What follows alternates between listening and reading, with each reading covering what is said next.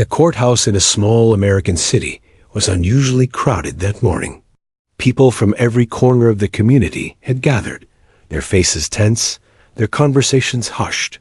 The case had captured the town's attention for months. Reporters lined the back rows, shuffling notebooks and cameras as they tried to appear discreet, though everyone knew the media's presence added to the pressure. At the center of it all sat the defendant, a man whose reputation had once been unremarkable, but who now carried the weight of serious accusations.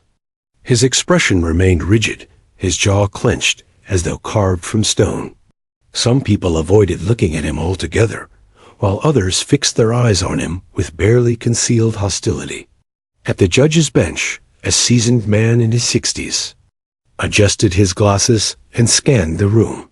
He had presided over dozens of trials, some high-profile, some heartbreaking, and some merely procedural.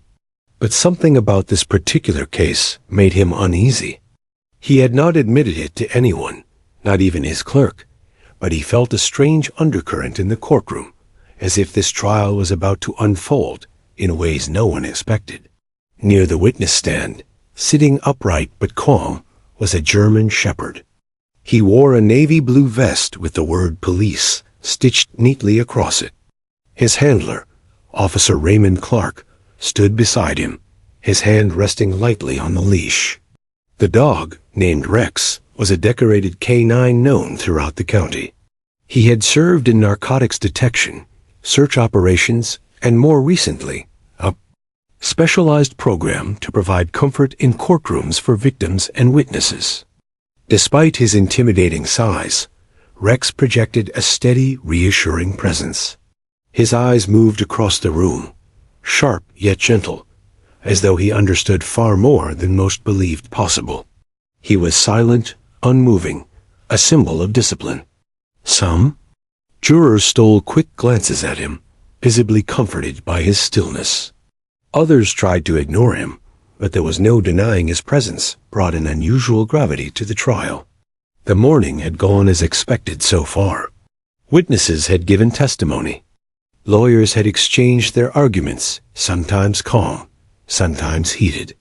Nothing yet had broken the usual rhythm of legal proceedings. But then the judge nodded toward the door, and the bailiff stepped forward, opening it carefully. All heads turned. A young woman entered, her face pale but determined. In her arms she carried a small bag, and holding her hand was a little girl, no more than 3 years old. Gasps rippled through the room. People whispered to one another. A child? Why was a toddler being brought into a courtroom during such a serious case? The girl clung tightly to her mother's hand, her small shoes tapping against the polished floor. She wore a simple yellow dress, slightly wrinkled from nervous fidgeting, and her brown hair was pulled into uneven pigtails, strands slipping loose around her cheeks. Her wide eyes scanned the large, intimidating room filled with strangers. She looked too young, too fragile for such a setting. The defense lawyer leaned back in his chair, raising an eyebrow with smug disbelief. "This is absurd," he whispered to his colleague, shaking his head. To him, the child's appearance seemed nothing more than a distraction, a move by the prosecution to pull at the jury's emotions. The mother guided her forward, step by step. The little girl's grip tightened. She looked overwhelmed by the unfamiliar faces, the echo of footsteps, the towering walls, and the stern presence of the judge. For a moment, it seemed she might cry. The audience collectively held its breath. But then, quite suddenly, the girl stopped in her tracks. Her head tilted ever so slightly to the side, and her eyes locked on one figure in the room, the German shepherd sitting silently near the witness stand. The courtroom grew still. Rex remained perfectly calm, his chest rising and falling steadily. But the girl's reaction was unmistakable. Her eyes widened with recognition. She pulled at her mother's hand, tugging her toward him. When her mother hesitated, uncertain, the girl lifted her free hand and pointed directly at the dog. The gesture was small, innocent, but in the tense silence of the courtroom, it felt like a thunderclap. People shifted uncomfortably in their seats. A murmur broke out. The jurors looked at one another, confused. The judge raised a brow, but said nothing yet. The officer holding Rex's leash stiffened. He glanced down at the dog, then back at the child. Rex hadn't moved a muscle, but the recognition in the little girl's eyes was undeniable.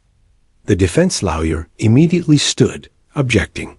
"Your Honor, with all due respect, this is highly irregular. A toddler has no place in this courtroom, and certainly no credibility in these proceedings." The judge raised a hand to silence him, but didn't speak.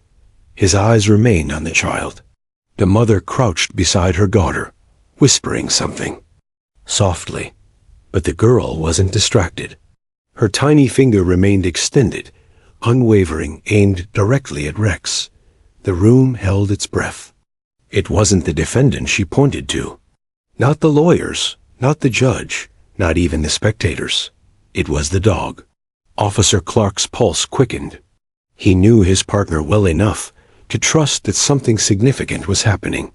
Rex's ears flicked slightly, but otherwise he stayed steady. The judge finally spoke, his voice measured but curious.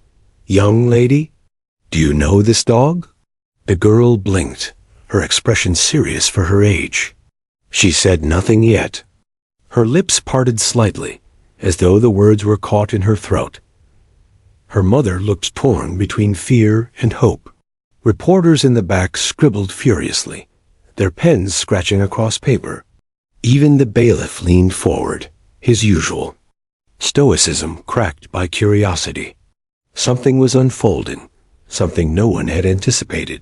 For the first time since the trial began, the courtroom no longer felt like a stage for legal battles. It felt like the threshold of a revelation. The judge leaned forward, elbows resting on the bench, his gaze fixed on the child. The silence grew heavier, thicker, as if the walls themselves were listening. The girl's small voice had not yet been heard, but her finger, her gaze, and her stillness had already shaken the room. Everyone waited for the words that might follow, for the truth that might break open, for the child's innocence to speak where so many adult voices had faltered. And so, in the stillness of that moment, the fate of the trial seemed to balance not on the lawyer's arguments, nor the defendant's defense, but on the delicate presence of a 3-year-old girl and the police dog who had silently guarded more truths than anyone could count. The silence deepened until even the ticking of the clock above the bench seemed too loud. The girl's eyes did not move from Rex. Her small chest rose and fell. Her lips parted again, as if preparing to speak. And just like that, the entire courtroom leaned in, every heartbeat synchronized, waiting for the moment when innocence would collide with justice. The little girl stood frozen in the middle of the courtroom aisle, her hand still pointing. The gesture was so simple, so unassuming, yet it carried a weight no one in the room could ignore. Dozens of eyes tracked her tiny finger, their attention, pulled as if she held an invisible thread that tied them all to the silent German shepherd sitting near the witness stand.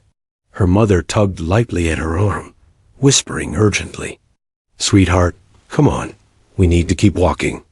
But the child didn't budge.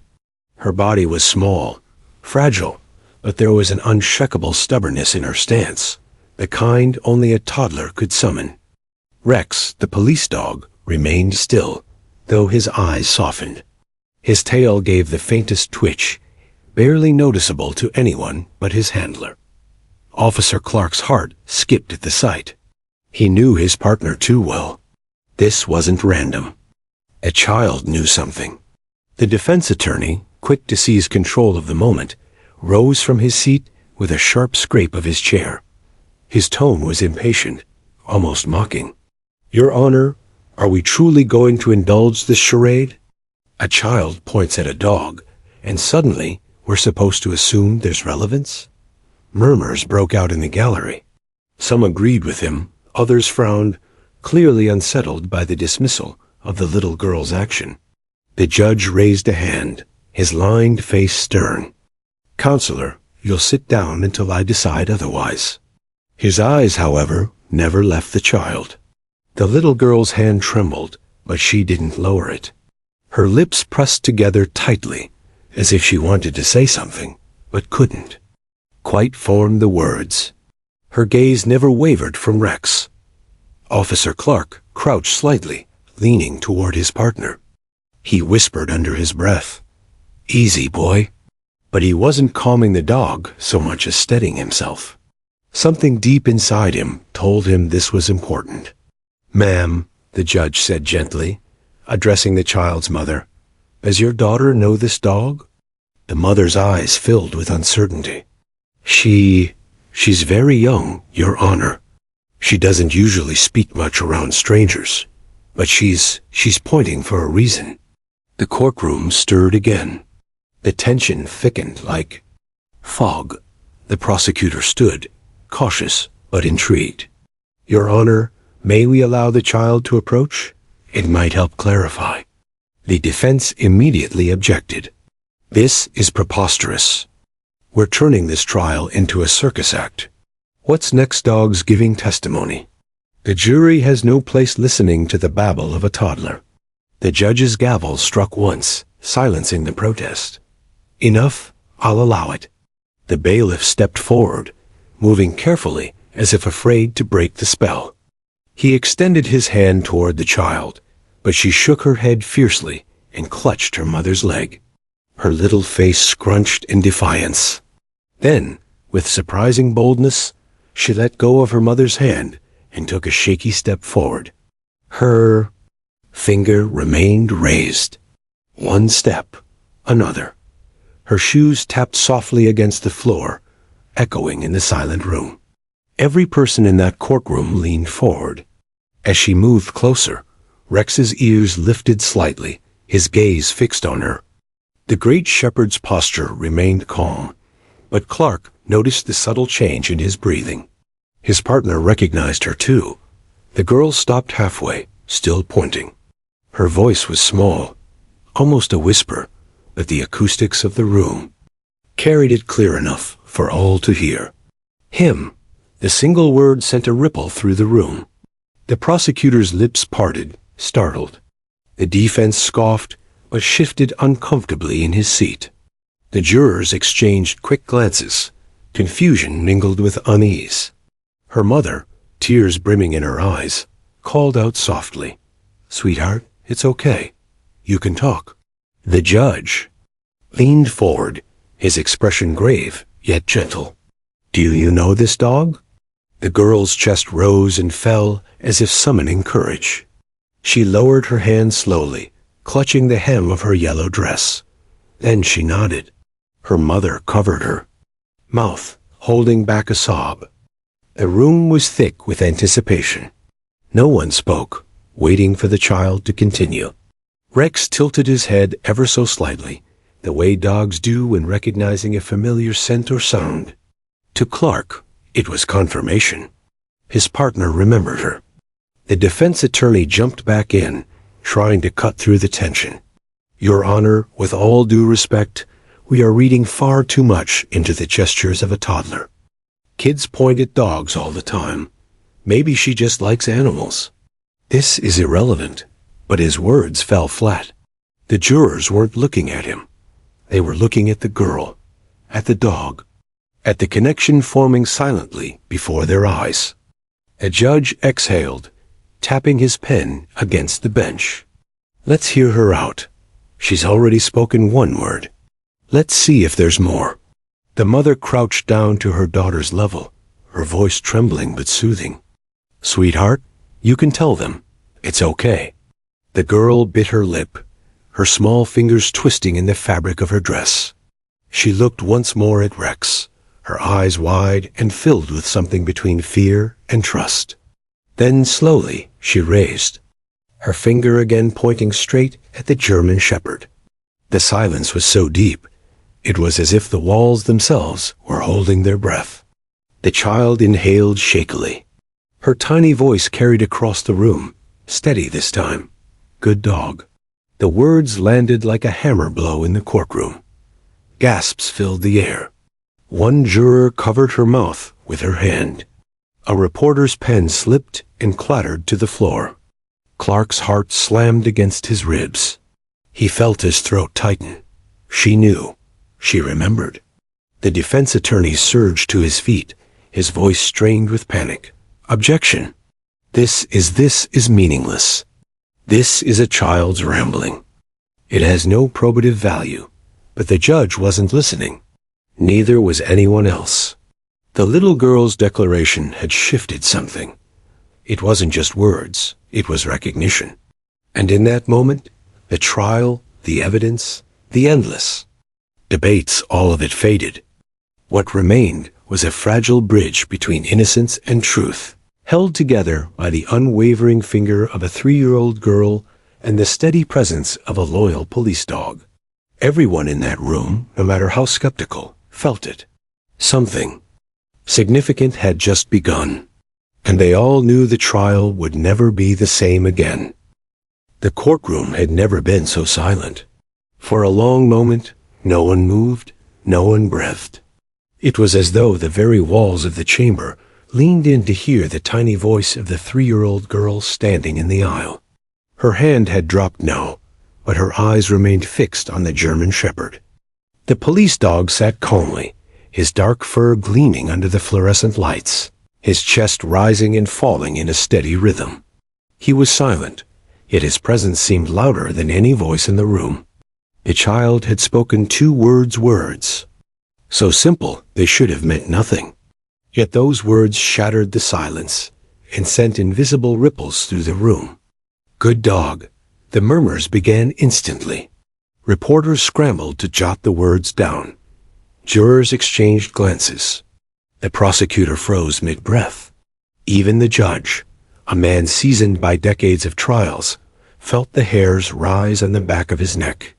To the defense attorney, the words were meaningless. He shot up from his seat, waving his arms dramatically. "Your Honor, I object. This is absurd.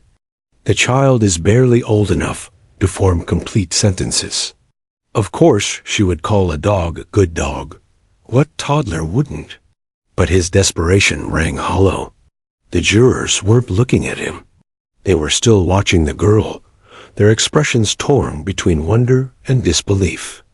The judge lifted a hand for silence, his voice calm but firm. "Sit down, counselor. The objection is noted, but I will allow this to continue." The attorney sat down with a huff, but the damage was done. His bluster couldn't erase the moment that had just unfolded. The mother crouched beside her daughter, her eyes shining with tears. She tried to blink away. "Sweetheart," she whispered gently, "can you tell them why you said that?" The little girl didn't answer right away. She looked at the floor, then back at the dog. Her tiny fingers fidgeted with the hem of her yellow dress. The courtroom waited, and then, almost imperceptibly, the German Shepherd moved. Rex shifted his weight slightly, his ears twitching forward. To most, it was a small adjustment, hardly worth noticing. But to Officer Clark, it was a revelation. He knew his partner better than anyone. That subtle motion, the focus, the alertness, was Rex's way of recognizing someone familiar. Clark's throat tightened. The dog remembered her. The girl's lips parted again. She spoke softly, but her words carried in the silence. "He helped me." A gasp escaped from the back row. The prosecutor immediately stood. "Your Honor, this confirms what we've argued all along. This child was present on the night in question. She remembers the K9 from the raid." The defense attorney slammed his palm on the desk. Speculation. She could have seen the dog anywhere. Posters, news reports, even a school visit. But his voice trembled now, betraying the fear he tried to mask. The judge turned toward Officer Clark. "Officer, explain this." Clark rose slowly, his heart pounding. "Your Honor, he began, his voice steady though heavy with emotion. "Rex isn't just a standard police dog. He's trained for specialized support. He was present during the raid connected to this case. We entered a house where multiple victims were found. There was chaos, crying, fear, and Rex. He went straight to the children. That's his instinct." He paused, swallowing hard before continuing. "Your Honor, this little girl, she was there." The courtroom erupted in whispers. The mother clutched her daughter tightly, tears streaming freely now. She hadn't wanted her child to relive that night, but the recognition was undeniable. The prosecutor stepped forward. "Your Honor, I'd like to remind the court that the presence of this child at the scene was previously unverified. Due to her age, she was considered too young to testify. But this," he gestured toward the dog, "this changes everything. She has recognized him, unprompted, and she spoke 2 words that confirm her memory." The defense attorney scrambled, his face red. "This is emotional manipulation. You can't convict a man based on a toddler calling a dog good." But the jurors weren't listening to him anymore. Their eyes were on the girl, on Rex, on the connection no legal argument could erase. The judge leaned back in his chair, his expression grave. He had seen evidence swayed by expert witnesses, by forensic reports, by clever attorneys. But never had he seen a courtroom pivot on the innocent words of a child. He tapped his gavel once. "Order. This court will recognize the child's statement as relevant." Gasps echoed again. The defense attorney slumped in his chair. The girl, unaware of the storm her words had created, took a hesitant step closer to Rex. Her small shoes tapped softly against the polished floor.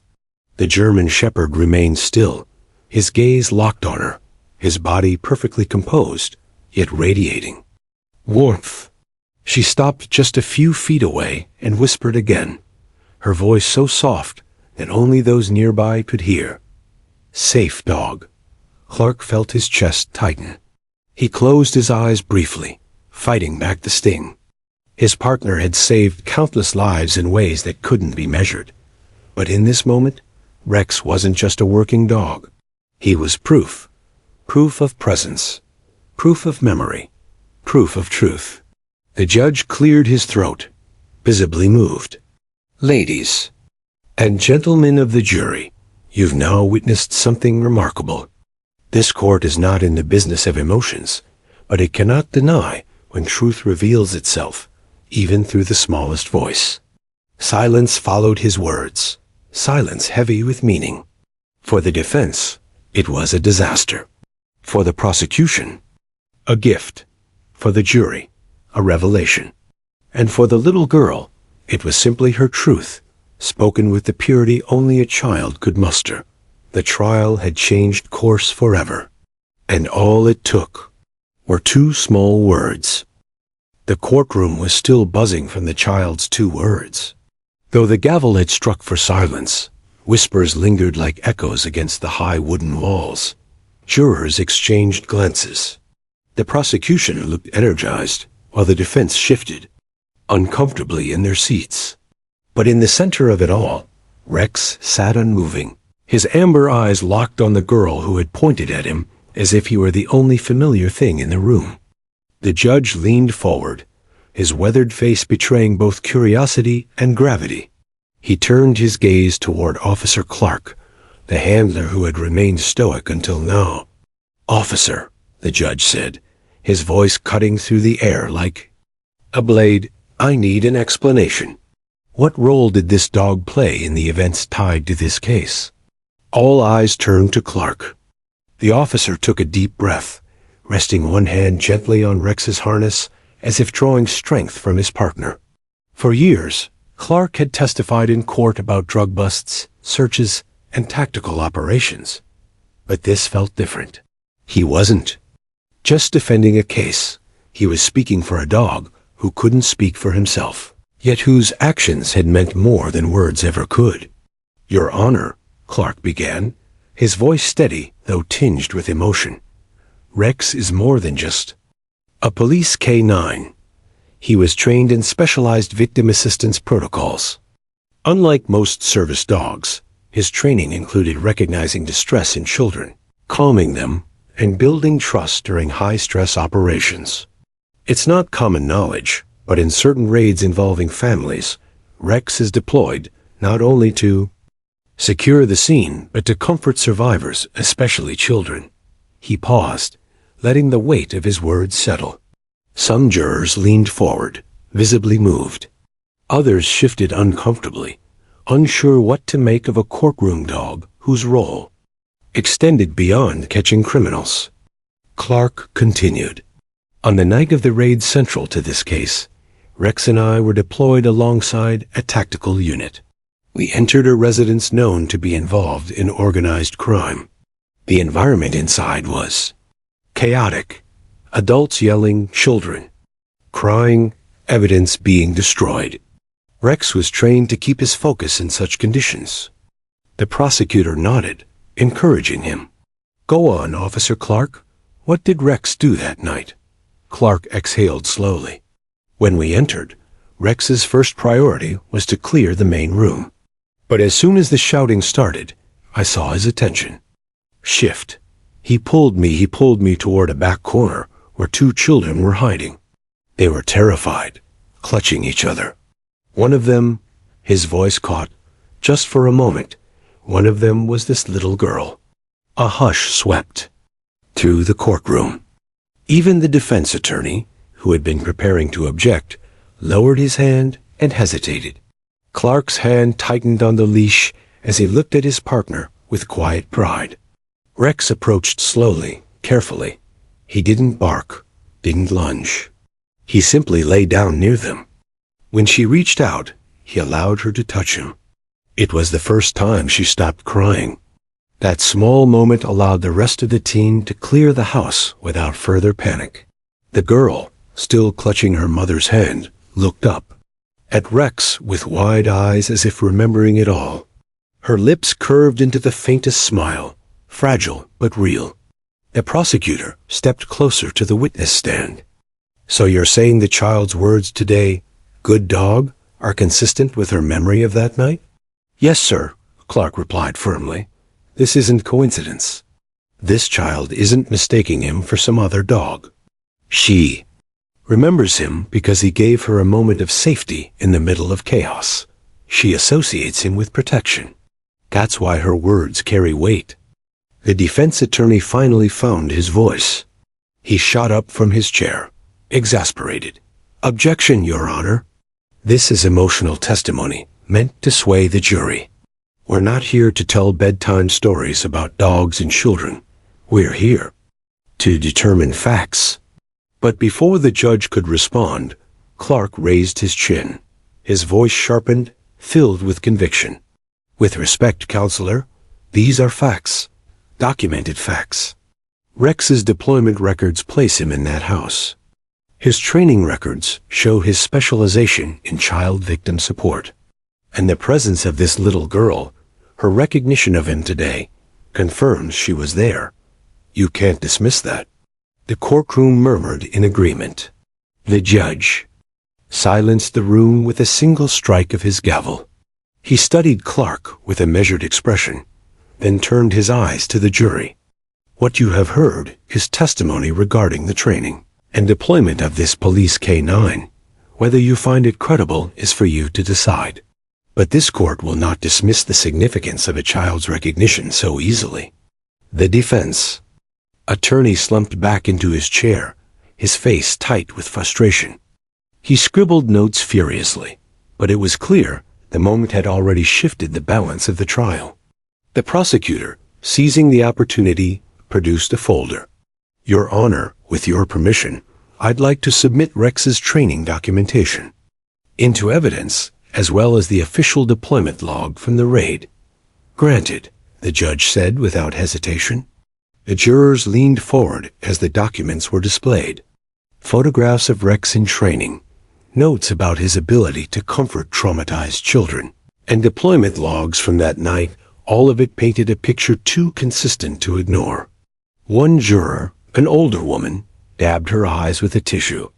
Another, a middle-aged man, shook his head slowly, clearly moved by the idea that a dog had offered more comfort than the adults around that child had been able to.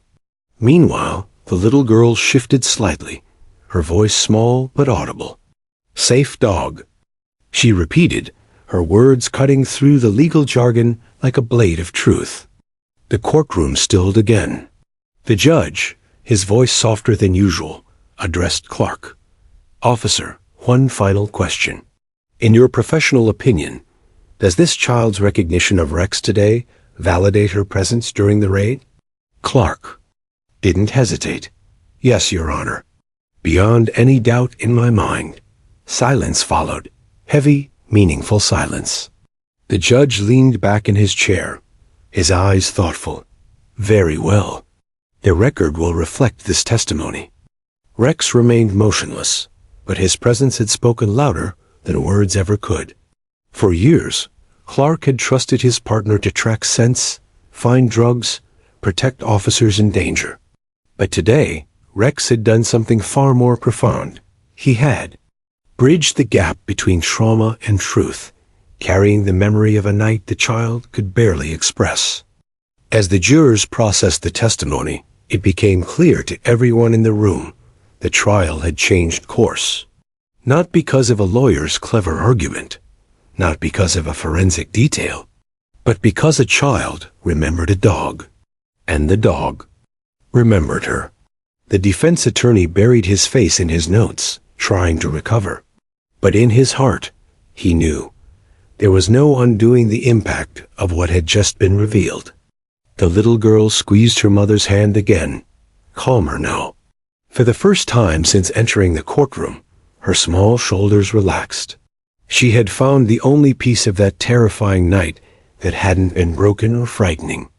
The dog, her dog, the good dog. And for everyone watching, that truth carried more weight than any evidence so far. The courtroom had already been unsettled by the child's simple words, "Good dog." For hours, adults in the room whispered about it, wondering if a toddler's innocent statement could really shift the weight of a case that carried so much gravity. But the judge, a man known for his careful attention to detail, had not dismissed the moment. Instead, he leaned forward, observing the little girl with an expression that blended compassion with curiosity. The girl sat small in her chair, her tiny legs swinging beneath her, her eyes still locked on the German shepherd sitting near his handler. The canine didn't move. He simply stared back, his posture calm, his presence commanding. The handler, Officer Daniels, tightened his grip on the leash, though he wasn't sure why. Deep inside, he knew this moment was about more than coincidence. The attorney from the prosecution stepped closer, careful not to frighten the girl. "Sweetheart," she said softly, kneeling slightly to match her gaze. "Can you tell us why you called him a good dog?" The girl's lips trembled for a moment. She clutched the edge of her stuffed rabbit, a warm toy she hadn't let go of since she entered the courtroom. She glanced at her mother, who gave her a gentle nod. Then, turning back to the dog, she whispered two new words. Words so small and fragile, yet heavy with meaning. "Dog safe." A hush swept through the courtroom. It wasn't loud, but it didn't need to be. The words were like a spark thrown into dry grass. Suddenly the entire room was ablaze with unspoken realization. The judge straightened in his chair. "Repeat that, please," he said gently. The girl's voice was barely audible, but she obeyed. "Dog safe."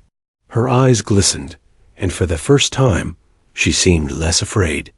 She sat up a little taller in her chair, no longer hiding behind her stuffed animal. It was as though the dog's steady gaze was pulling strength out of her, strength she hadn't realized she still carried. The prosecutor's throat tightened. She cleared it softly before asking, "What do you mean, sweetheart? Did this dog help you?" The child nodded slowly, her tiny hand reaching out, as if she wanted to touch the dog, but couldn't quite bring herself to leave her chair. Yes, she whispered. He was there. He made it not so scary. Officer Daniels stiffened. His chest constricted as memories of the raid returned to him. The night of broken doors, shouted commands, the crying of children, the rush of adrenaline, it had all blurred together. But his canine partner, Rex, had been there through it all, moving carefully around frightened children, nudging them to safety with his nose, lying protectively between them and the chaos when necessary. Could it be that this child remembered Rex from that very night? The defense attorney shot up, his chair screeching against the wooden floor. Objection! This is preposterous. We cannot rely on the words of a 3-year-old. She doesn't understand the implications of what she's saying. But the judge silenced him with a raised hand. His eyes never left the girl. Officer Daniels, the judge said firmly, bring the canine forward. The officer hesitated, only a moment before giving a short command. Rex stood and walked with steady, measured steps toward the witness stand. His paws clicked against the polished wood, his eyes focused entirely on the little girl. The room held its breath. When Rex stopped in front of her, the child's lips curved into a small smile, the first smile anyone had seen on her face all day. She leaned forward slightly, her rabbit still in her hands, and whispered, "See? Safe." Tears pricked the eyes of the prosecutor. Even some members of the jury blinked rapidly, trying to compose themselves. The defense attorney shook his head, but even he seemed rattled. He could argue all day about the reliability of child testimony, but no one in the courtroom could deny what they had just witnessed. The dog had been recognized not as a stranger, but as a protector. And children didn't fake that kind of bond. The judge leaned back slowly in his chair, rubbing his chin. "Proceed," he murmured, signaling the prosecution to continue. The prosecutor's voice softened even more as she asked, "Do you remember when you first saw this dog, sweetheart?" The child bit her lip, then nodded. "Nighttime. Loud. People yelling. Mommy crying. But dog stayed. He stayed with me." The courtroom froze. Each word painted a vivid picture, more haunting than any photograph could. The girl's memory was fragmented, but unmistakable. The raid, the chaos, her mother's fear, all of it etched into her young mind. And through it all, a steady presence. The dog who had shielded her when the world felt like it was falling apart. Officer Daniels swallowed hard, his hand tightening on Rex's leash. He remembered it now. The girl had been huddled behind a broken table, clutching her rabbit, tears streaking her cheeks. Rex had approached her gently, lowering himself to the floor, crawling toward her until she'd finally reached out and buried her fingers in his fur. Only then had she stopped crying. And now, here she was, reliving it. The prosecutor pressed carefully, not wanting to overwhelm the child. "Did you see what happened after the dog came to you?" The girl hesitated, her small brow furrowing, as if piecing together a puzzle. "He barked," she finally said. "He barked loud. Then the bad man got scared. He ran." Gasps echoed across the courtroom. The accused, sitting stiffly at the defense table, paled. He shifted in his seat, his jaw tightening as the child's innocent words painted a picture that was dangerously close to the truth. The defense attorney scrambled to intervene. "Your Honor, this is nothing more than the fanciful imagination of a toddler," but the judge cut him off, his voice sharp. "I've seen enough children in my courtroom to know the difference between invention and recollection. This is recollection." The little girl, unaware of the ripple her words had caused, simply patted her stuffed rabbit and looked once more at Rex. "Good dog," she repeated softly. For the jury, that moment lingered longer than any legal argument. The weight of truth did not always arrive in paragraphs of testimony. Sometimes it came in whispers. Sometimes it came from a child, barely old enough to understand the world, but old enough to remember who kept her safe when it mattered most. As Rex sat proudly by her side, the courtroom was left with no doubt. Her memory was unlocking the truth piece by piece, and it was a truth no defense could bury. The little girl's words had begun to unravel the silence of fear, and with each passing second, the case tilted further toward justice. The air in the courtroom had shifted. What had started as a tense, almost skeptical proceeding now felt electric. The jurors, once stiff and expressionless, leaned forward with newfound interest. Even the attorneys, hardened by years of legal sparring, seemed to sense they were witnessing something that transcended ordinary trial work. At the center of it all stood not the accused, not the attorneys, but a 3-year-old girl and a dog whose quiet loyalty had just cracked open a case, thought to hinge only on technical evidence. The girl's words, simple, innocent still, rang in every ear. Dog safe. The prosecution moved quickly, sensing the power of the moment. The lead prosecutor, a composed woman with a reputation for precision, adjusted her glasses and spoke with deliberate calm. Your Honor, the testimony of this child, though brief, is not random. It aligns with the established training and history of this police. K-9. I ask that we admit additional records demonstrating the dog's role in this investigation. The defense lawyer shot to his feet. Objection. This is manipulation of the jury's emotions. The child is too young to be considered credible. Children at this age are impressionable. She could be repeating something she heard.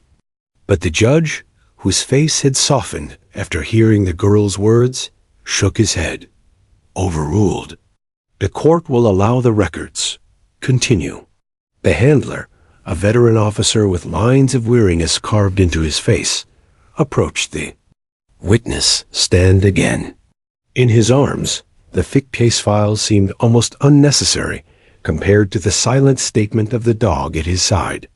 Yet he knew facts would be needed to tie the child's words to the evidence. He began carefully. This is Rex, the officer said, nodding at the German shepherd lying at his feet. Rex has been with our department for 5 years. He's trained in detection, search, and rescue, and most importantly, victim support. He was present during the raid at the defendant's warehouse 3 months ago, the same raid where this little girl was found. A murmur spread across the courtroom. Some jurors scribbled furiously. Others froze mid-note, staring at the officer as though piecing together a puzzle they hadn't realized was missing. The prosecutor leaned in. Officer Daniels, was the child present when Rex assisted in the raid? Yes, Daniels replied. His voice carried both pride and gravity. She was found hiding under a table in the back room of the warehouse, terrified, silent, clutching a small blanket. Rex was the one who discovered her. He didn't bark, didn't scare her. He approached slowly, sat down, and waited until she reached out to him. That's what Rex does. He gives traumatized children a sense of safety when words can't. The jurors exhaled collectively, the weight of his words sinking in. Suddenly, the girl's statement, "dog safe," wasn't just a child's whimsy. It was memory. It was truth. The defense lawyer scrambled to recover. He launched into cross-examination, his tone sharp. Officer Daniels, surely you must realize how convenient it is for the prosecution to have a dog interpreted as evidence. How can you claim the child's words are anything more than a coincidence? Children repeat what they hear. Daniels didn't flinch. With respect, sir, this child wasn't repeating something she was told. She remembered. I was there. When Rex found her that night, she whispered those exact same words. Dog safe. It was the first thing she said after hours of silence. The courtroom erupted in whispers. The jurors exchanged looks of astonishment.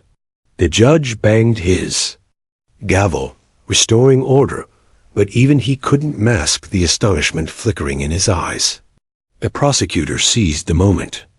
"Ladies and gentlemen of the jury, you've just heard confirmation that this child's words are not fabricated. They are the same words she spoke on the night of the raid.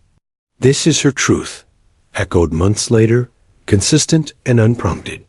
The defense attorney tried to pivot, attempting to discredit the handler. "You can't possibly expect this jury to convict based on the emotional reaction of a child to a dog." But the damage was done. The jurors weren't just hearing evidence, they were feeling it. In that small courtroom, amidst heavy files, photographs, and legal jargon, it was the pure voice of a child and the steady presence of a dog that carried, at greatest weight. The judge ordered a brief recess, perhaps sensing that emotions were running high. During the break, reporters huddled outside the courthouse, their voices buzzing like static. Headlines were already being drafted. Toddler's words shake trial. Police dog becomes key witness. Truth through innocence. Inside the recess room, the mother clutched her daughter, her own tears finally breaking free. She whispered, "You're so brave, sweetheart."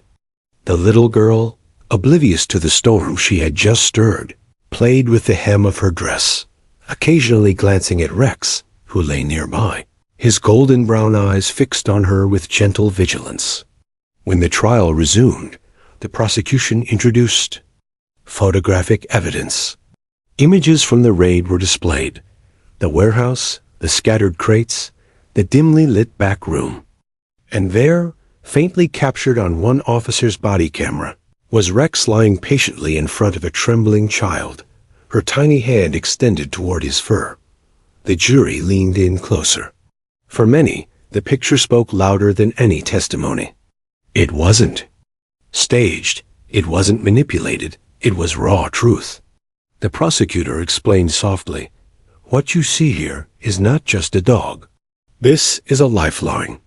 This child's memory of Rex is proof that she was present, that she saw what happened. And if she was there, then her identification of the accused is not only credible, it's undeniable." The defense attempted one last push, suggesting the child's memory could be unreliable, distorted by fear or suggestion. But the courtroom atmosphere told a different story. The jurors had seen the photograph. They had heard the officer's unwavering testimony. They had listened to the child's spontaneous words, untouched by coaching or adult influence. As the session drew to a close, the accused shifted uncomfortably in his seat. For the first time, his confidence seemed to waver. The weight of a child's innocence, paired with the loyalty of a dog, pressed against him in a way no legal strategy could counter. The judge, summing up the day's events, spoke with a voice that carried both authority and an unusual softness. "This court has witnessed something remarkable today.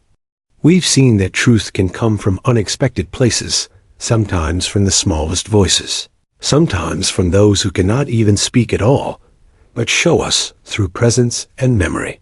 This trial is far from over, but let it be clear, the testimony of this child and this canine cannot be dismissed." As the gavel struck, ending the day's session, the gallery erupted in hushed discussions. Some wiped tears, others shook their heads in disbelief. Reporters rushed to file updates, their stories now weaving the extraordinary bond between a little girl and a German shepherd into the fabric of the trial. And in the middle of it all, the girl reached down, her tiny fingers brushing Rex's fur once more. The dog didn't move, didn't need to. His calm presence said everything words could not. For the jurors, for the court, and for the nation soon to follow the story, this was the turning point. The case was no longer about cold evidence alone. It had become a story of innocence, piercing through darkness, of loyalty revealing truth, and of a little girl whose 2 words carried more weight than anyone could have imagined. The trial would continue. More evidence would be presented. More witnesses would testify. But deep down, Everyone in that courtroom knew something had shifted forever. The accused could hide behind arguments, but he could not hide from the memory of a child who found safety in a dog, nor from the truth that echoed in her voice. The courtroom had changed. Earlier in the trial, tension had been thick with skepticism and doubt. Attorneys clashed, evidence was dissected, and the jurors sat stiffly, as though bracing for yet another long, complicated case. But after the little girl had spoken, her tiny voice echoing those two unforgettable words, "Good dog," nothing felt the same. It was as though innocence had cut through the haze of procedure and law, striking straight at the hearts of everyone present. And now, as the proceedings continued, the atmosphere was charged not with cynicism, but with a kind of reverence. Everyone seemed aware they were witnessing something far beyond an ordinary trial. A child's presence transformed the room. The 3-year-old sat beside her mother at the front, small legs dangling above the courtroom floor. She wasn't restless the way most children her age might be. Instead, she watched quietly, her big eyes occasionally shifting to the police dog lying just a few feet away. The German Shepherd, steadfast and calm, lay with his chin on his paws. To him, the courtroom wasn't unfamiliar. He had accompanied his handler countless times before, though usually he went unnoticed, just another part of the system. But today, the canine was more than a silent observer. He was the anchor of a child's memory, the living proof that her story wasn't imagination. Every so often, the girl would glance toward him, her lips curling into the faintest smile, as though reassured by his presence. Each time, the jurors noticed. So did the judge. The defense on edge. Across the room, the defense attorney shifted in his seat. He had tried everything to dismiss the girl's recognition of the dog as nothing more than a coincidence. He'd argued that children were impressionable, that their words couldn't carry the weight of evidence. But no one seemed convinced anymore. The girl hadn't wavered. Her recognition of the dog, her words, and her calmness had pierced through the lawyer's objections. He knew it too. Every argument he presented fell flat against the sheer honesty radiating from that child. Jurors leaned forward, not to hear him, but to see her reactions, to catch a glimpse of the silent bond between the girl and the dog.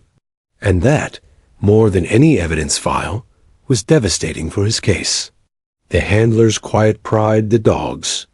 Handler sat close, his uniform sharp, his demeanor professional, but inside, his heart swelled with quiet pride. He had trained with the canine for years, trusted him in dangerous raids, relied on him in moments of uncertainty. But never had he seen his partner play such a role in delivering truth.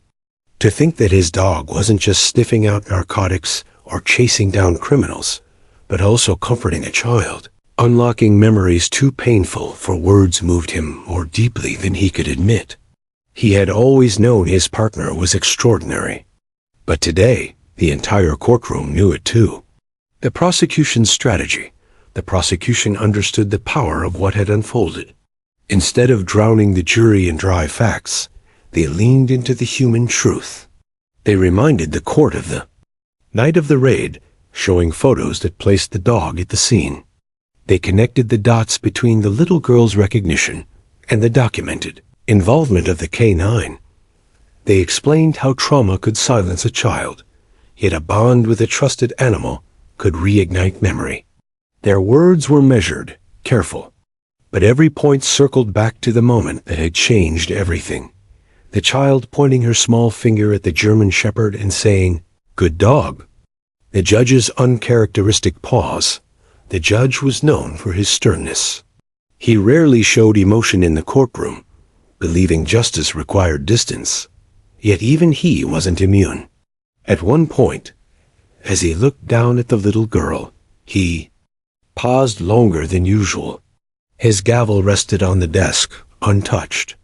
His eyes lingered on the child's innocence, on the dog's loyalty, on the undeniable sincerity in the air. For a fleeting moment, he wasn't just a judge weighing law, he was a human being witnessing truth in its purest form. Those who knew him were stunned when his voice cracked slightly as he instructed the jury to carefully consider the testimony. Jurors moved beyond words. The jurors, too, were visibly affected. Some had children or grandchildren of their own, and watching the little girl bravely sit in that intimidating room touched them deeply. Others, hardened by years of civic duty, found themselves unexpectedly wiping their eyes when she leaned toward the dog and whispered, "Safe dog." They weren't just hearing testimony. They were witnessing an undeniable human connection. It was impossible to ignore. A ripple through the room. Word of what had happened in the courtroom spread beyond its walls. Reporters scribbled furiously. Journalists whispered, and even people in the gallery felt tears prick their eyes. What had begun as just another trial had transformed into something unforgettable, moment where innocence cut through formality, where truth revealed itself not in lengthy speeches, but in two simple words spoken by a child. Even the accused shifted uneasily in his seat, his composure slipping. For the first time, he looked not like a man confident in loopholes and technicalities, but like someone stripped bare by a child's truth. The dog at the center. Through it all, the German shepherd remained steady. His eyes, dark and intelligent, scanned the room with quiet alertness. He didn't know the impact he had made. He simply knew his duty. But to those watching, he had become more than just a canine. He was the silent witness, the protector, the bridge between fear and truth. And when the little girl finally mustered the courage to leave her mother's side and step toward him, the entire courtroom held its breath. She walked slowly, tiny steps echoing in the quiet space, until she reached him. Then, with all the innocence of her age, she wrapped her small arms around his neck. Tears unleashed. The handler swallowed hard. The prosecution bowed their heads. Respectfully, even jurors reached for tissues. The courtroom, so often a place of rigid rules and hardened arguments, softened in that instant. It wasn't just about a crime anymore. It was about healing. About a little girl finding safety in the presence of a dog who had once protected her. People cried openly not out of sadness, but because they recognized something profoundly rare, truth so pure it couldn't be denied. And though the trial wasn't over, everyone knew the direction it was headed. The little girl had spoken in the only way she knew how, and it had been enough. The moment etched forever that day was remembered long after the case concluded. For those in the room, it wasn't the verdict they carried with them most vividly. It was the image of a small child hugging a dog in the middle of a courtroom, melting the hardest of hearts. The bond between innocence and loyalty had done what no stack of evidence ever could. It had revealed truth, moved strangers to tears, and reminded everyone present that sometimes the most powerful voices are the smallest ones.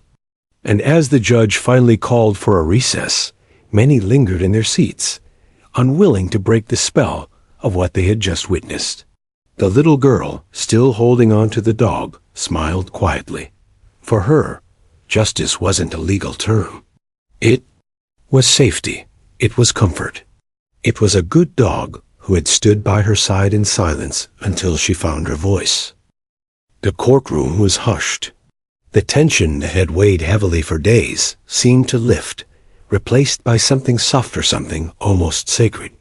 The final arguments had been delivered, the evidence laid out in painstaking detail, but nothing had carried more weight than the words of the youngest, most unlikely witness. Two simple words, spoken by a 3-year-old girl, had tipped the scales in a way no lawyer could have predicted. Good dog. Innocent, pure, and impossible to dismiss. Her testimony had tied the final knot in the prosecution's case. The jury filed back in, solemn, aware of the gravity of what they were about to deliver. The judge, though composed, carried a certain heaviness in his eyes. Everyone knew this case wasn't only about crime and punishment, it was about healing wounds, restoring trust, and honoring truth, no matter the source. When the verdict was read guilty on all counts, a wave of quiet relief swept through the courtroom. Some sighed, some wept quietly, and others simply sat back in stunned silence. Justice had been served, but the memory of how it had been reached lingered in everyone's mind. At the center of it all sat the child, her tiny hand wrapped around her mother's fingers. She didn't understand verdicts or sentencing. She only understood safety. Her gaze shifted toward the police dog, who still sat patiently, his steady amber eyes watching her as if he had known all along what his presence would bring. The handler, Officer Daniels, felt his throat tighten as he looked between the girl and his partner. He had worked with Rex, the K-9, for years, trusting him in raids, patrols, and dangerous standoffs. But today, for the first time, Daniels realized his dog had been more than a protector of the law. He had been a healer, a witness, and in many ways, the silent hero of this trial. The judge, breaking courtroom convention, allowed a rare moment. "If the victim wishes," he said softly, his voice carrying unusual warmth, "she may approach the K-9. Gasps whispered through the room. It wasn't typical for such allowances to be made in court, but no one objected. The child hesitated for a second, then, with her mother's nod, let go of her hand and stepped forward. Her little shoes tapped gently against the polished floor. As she crossed the space, the courtroom watched, breathless. Rex sat completely still, his ears forward but his body calm, as if he instinctively knew the importance of this moment. When she reached him, the girl didn't hesitate. She knelt slightly and wrapped her small arms around his neck. For the first time since the trial began, her face broke into a smile. "Good dog," she whispered again, her voice carrying through the silence like a hymn. The sight broke something inside the room. Hardened detectives wiped their eyes. The prosecutor, who had spent weeks battling the defense, found herself blinking back tears.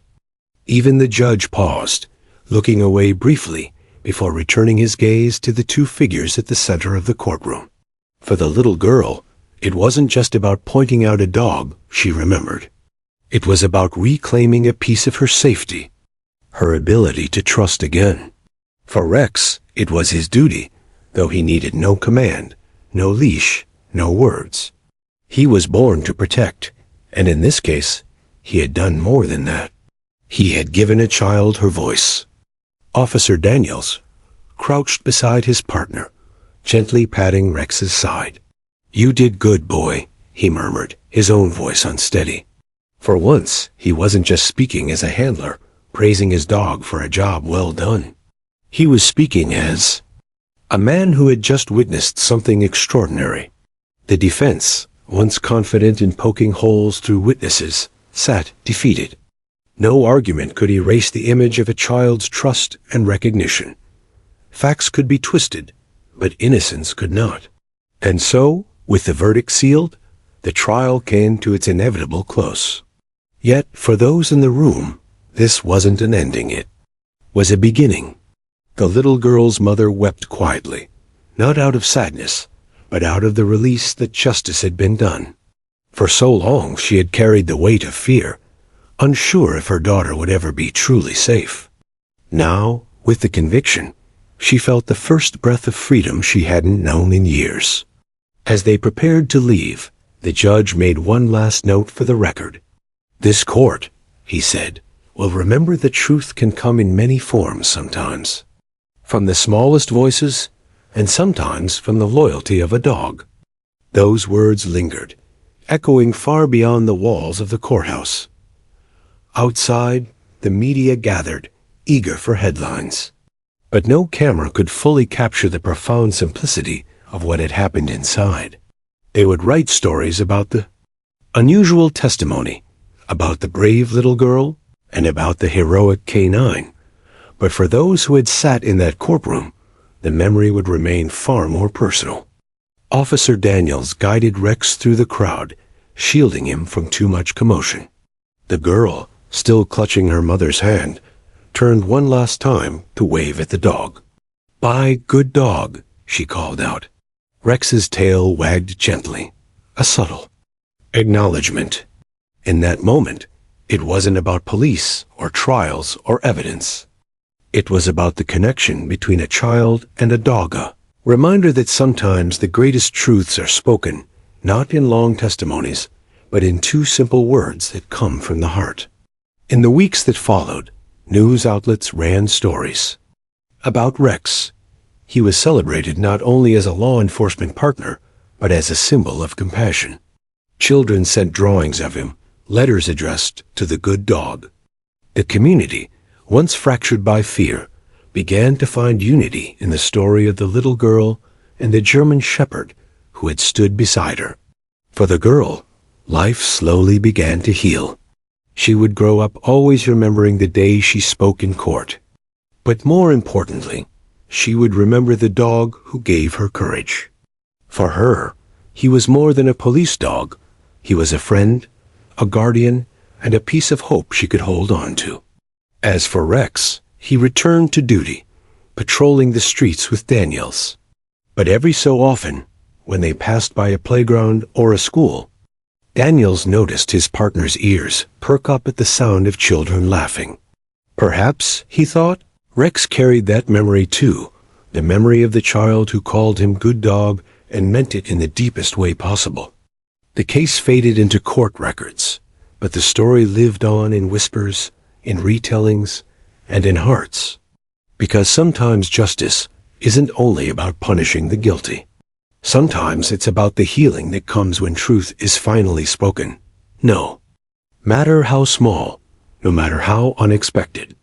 And so, the story of the 3-year-old girl and the police dog became one that people never tired of telling. Not because of its legal importance, but because it reminded everyone of a simple, powerful truth. Courage doesn't always roar. Sometimes it whispers. Sometimes it wags its tail.